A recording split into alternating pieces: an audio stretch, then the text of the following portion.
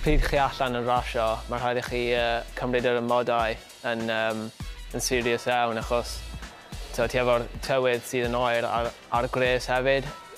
Personally, fi'n hoffi rasio mwy yn yr haul, achos does dim byd wath na rasio yn y pryd ti ddim gallu teimlo fingertips ti, a mae fel -2 ac yn glawio hefyd. So mae yn actually serious iawn, ond ar y llaw arall, efo'r haul chi gallu dehydrated yn cwpl o oriau, so chi wedi gweld o'r deledu, a wel, fi wedi gweld yn ar bwys fi yn rhasys, jyst boes yn mynd lawr gyda sunstroke, a mae'n rhaid i chi cymryd llyged siarp arno fe, achos mae'n eitha peryglus. Mae seiclo yn camp, so it is so hard with, like, mae'n rhaid i chi rhoi fel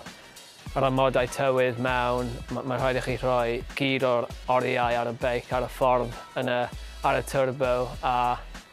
sa'n dweud bod campiau arall ddim yn anodd, ond pryd ti allan fyna a ti'n rhoi e gyd mewn, a mae'n rhaid i chi cael pen gryf iawn.